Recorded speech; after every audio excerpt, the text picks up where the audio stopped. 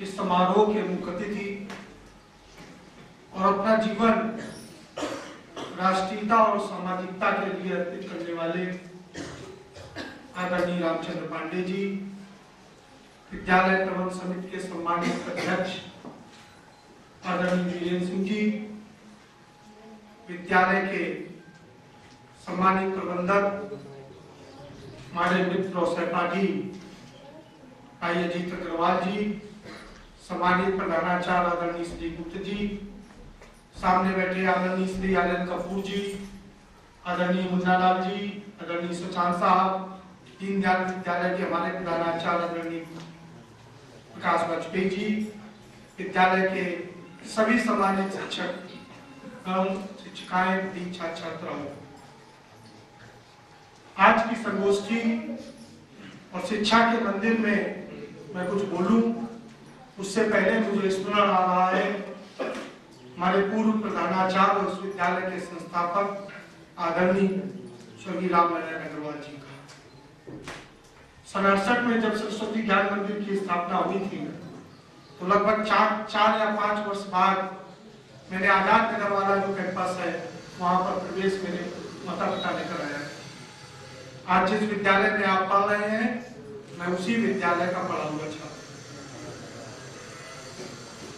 5वीं तक की पढ़ाई के बाद मैं पंडित दीनदयाल विद्यालय चला गया, लेकिन मेरे जीवन की जो मूल धारा और मेरे जीवन की प्रगति की जो न्यू प्रारंभ होती है वो सरस्वती ज्ञान मंदिर से होती है। पंडित दीनदयाल विद्यालय के प्रधानाचार्य आदरणीय ओम शंकर त्रिपाठी जी और तत्कालीन सरस्वती ज्ञान मंदिर के प्रधानाचार्य आदरणीय श्री रामनारायण अग्रवाल जी, कद काठी, चेहरा, वेशभूषा एक सी। कभी भी जीवन में आंखें बंद करता हूं तो वो चेहरा, उनकी कई बातें, उनका दिया दिशा निर्देशन कभी भूलता नहीं। मैं सौभाग्यशाली हूं कि आज अपने ही विद्यालय में आकर मैं आपसे वार्तालाप कर लगभग 1 माह पूर्व हमारे महाविद्यालय ब्रह्मानंद कॉलेज में भी स्वामी विवेकानंद जी की आरती समारोह का एक कार्यक्रम हुआ था। रामकृष्ण मिशन से स्वामी जी को हम लोगों ने बुलाया था और छात्र छात्राओं के बीच में उनका उद्बोधन रखा था। शायद जितना उद्बोधन की आपको आवश्यकता है उससे ज्यादा उद्बोधन की आवश्यकता है कि जो यंग पीढ़ी आज के वर्तमान परिवेश में है उसके लिए। हम जिन विद्यालयों में पढ़ते हैं और वर्तमान परिस्थितियों में जो पब्लिक स्कूल और कॉन्वेंट स्कूल का प्रचलन चल गया है, यदि आज उनके किसी छात्र से पूछ दिया जाए कि स्वामी विवेकानंद जी कौन थे तो वो जोड़ देंगे स्वामी मुरारी बापू, संत आसाराम जी, जो आजकल टीवी चैनलों के संत और स्वामी आया करते हैं, उस परिवेश से इसको जोड़। इसलिए उनके संज्ञान में यह आना बड़ी आवश्यक था कि स्वामी विवेकानंद जी का प्रवेश, स्वामी विवेकानंद जी के विचार, स्वामी विवेकानंद जी के द्वारा कही गई बातें और प्रसंग आज भी क्यों प्रासंगिक हैं, क्यों प्रचलित हैं, यह आना बहुत जरूरी है। मेरे मन में भी भाई अजीत जी ने जब कहा था कार्यक्रम में आने के लिए, श्री पांडे जी के बारे में बताया, तो मेरे मन में भी आकांक्षा हुई कि मैं उनको सुनूंगा।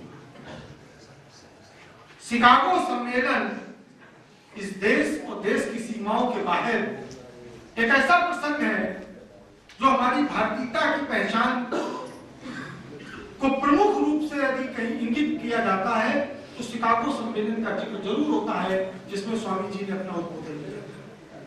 मैं व्यक्तिगत रूप से सोचता हूं तो मैं मानता हूं कि आध्यात्मिकता, सामाजिकता, मानवता, देश की राष्ट्रीयता, इन तमाम चीजों को यदि जोड़ दिया जाए और उससे जो एक विचारधारा बनेगी वो स्वामी विवेकानंद जी की विचारधारा। उस विचारधारा से परिपक्व होकर हमारे बीच से निकलने वाले समाज के लोग, उस विचारधारा को मानने वाले लोग निस्संदेह अपने बीच में रहते हुए जो भी काम करेंगे वह काम कहीं ना कहीं देश की भावना, देश की राष्ट्रीयता से जुड़ी हुई हरकतें हुआ। स्वामी जी का नाटक मुझे याद है, मैं जब पढ़ा भी करता था उसके बाद जब इस पढ़ाने वाले कालों में भी आ गया। एक ही चित्र हमेशा याद रहता है, जो चित्र आपके सामने लगा है, बड़ा चित्र हो या छोटा, भगवा वेश में माथे पर पगड़ी के साथ स्वामी जी का चित्र हमेशा एक मन को आध्यात्मिकता और शालीनता से जोड़ता है। और आज का भारत, इसकी कल्पना न तो उस समय के लोगों ने की थी कि जिन्होंने आजादी दिलाई, ना तो उन लोगों ने की थी कि जिन्होंने इसको देश को आध्यात्मिकता की ओर ले गए, लेकिन वर्तमान परिस्थितियों और परिवेश में उसी विचारधारा की आवश्यकता आज भी है। और निसंदेह समाज में संदेश की भी आवश्यकता है।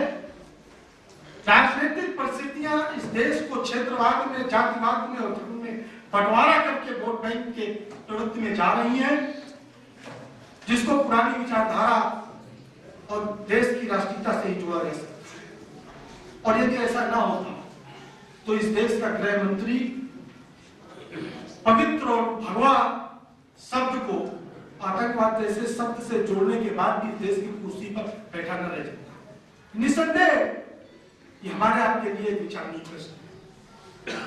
आज के परिवेश में यदि उस विचारधारा से हमारे मन की दूरियां बढ़ जाएंगी, स्वामी जी के तमाम प्रसंग, स्वामी जी के दिए हुए उद्बोधन और देश का जो एक संदेश था, वो संदेश हमारे आपके लिए आज भी प्रेरणादायक है। कार्यक्रम की अपनी सीमाएं हैं और मेरे लिए तो सौभाग्य का विषय होगा रवि पांडे जी का उद्बोधन सुनना। मैं कल टीवी में कार्यक्रम देख रहा था, जलियांवाला कैमरन आए, जलियांवाला बाग के स्थान पर गए, पूरे देश में न्यूज बन गई और जलियांवाला कांड की तमाम स्मृतियां लोगों के मन में उठने और उभरने लगी। उस घटना को भी उस टीवी चैनल पर दिखाया जा रहा था कि जब भगत सिंह जी को फांसी दी गई तो उनसे पूछा गया कि उनकी अंतिम इच्छा क्या है, और उन्होंने अंतिम इच्छा अपनी जताई थी कि मेरी अस्थियां मेरे देश भारत को वापस भेज दी जाए। तत्कालीन ब्रिटिश सरकार ने ऐसा नहीं किया। देश में तब हलचल नहीं थी, अंग्रेजों और ब्रिटिश का शासन था, लेकिन स्वाधीनता के बाद भी हलचल नहीं हुई। लेकिन अफजल के दफनाए गए स्थल पर यदि परिवार को मरसिया नहीं पढ़ने दिया गया तो देश में हलचल हो जाती है।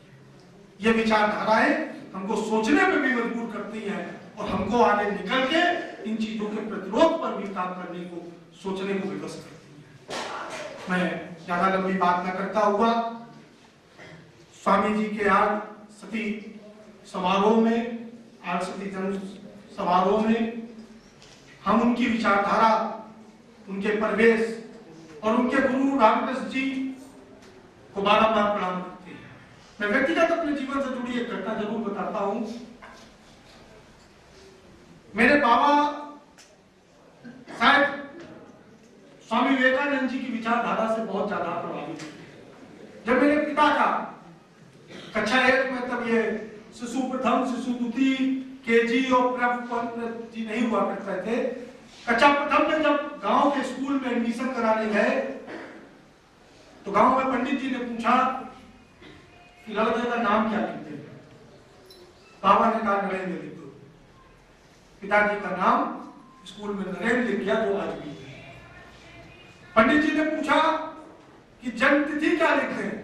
बाबा ने कहा 12 जनवरी लिख दीजिए। बाद में मैंने बाबा को नहीं देखा, बहुत पहले ही उनकी डेथ हो गई थी देवासान। हमने दादी से पूछा तो मेरे पिताजी का वास्तविक जन्म दिवस होली के दिन का है, लेकिन उनकी कागजों में और जन्म तिथि जो अंकित हो गई वो 12 जनवरी अंकित हो गई, क्योंकि बाबा के मन में शायद विचारधारा जो स्वामी विवेकानंद जी की थी वो अंकित थी। वो अपने पुत्र को शायद स्वामी जी की विचारधारा के रूप में देखना चाहते थे। जब मैं पैदा हुआ, मेरा नामकरण हुआ, तो बाबा की उन चीजों को याद करके पिता ने मेरा नाम विवेक रख दिया। मैं नहीं जानता कि मैं स्वामी जी के तमाम दिए निर्देशों में कितना सफल हूं या असफल हूं, लेकिन अपने आप को ये जरूर सौभाग्यशाली मानता हूं कि उनके नाम का एक अंश मेरे नाम से जुड़ गया। तो कभी समाज से विचलित होकर गलत काम की ओर जाने की कोशिश होती है तो अपने नाम की विचारधारा से जुड़ के मैं रुकने का प्रयास जरूर करता हूं। मैं इन्हीं बातों के साथ मंचासीन सभी प्रबुद्धजनों के प्रति सम्मान व्यक्त करता हूं और सामने बैठे आचार्यों और छात्र छात्राओं को शुभकामनाएं और छात्र छात्राओं को इस बात के लिए कि यह विद्यालय आपकी कक्षा षष्ठ से लेकर आपकी इंटरमीडिएट तक की पढ़ाई या उसके पूर्व की पढ़ाई का सिर्फ केंद्र नहीं है, ये एक संस्कार शाला है। ये संस्कार शाला जीवन पर्यंत इस विद्यालय से पढ़ के जाने के बाद भी यहाँ से आपको जोड़े रखेगी। यहाँ के दिए गए संस्कार आप ताउम्र अपने साथ लेकर रहेंगे और जब कभी भी हो सकता है कि किसी इंग्लिश मीडियम वाले के साथ आप खड़े हो जाए तो आपको बहुत अच्छी इंग्लिश बोलने में दिक्कत हो सकता है कि आपको आईटी इंडस्ट्रीज में जाने के बाद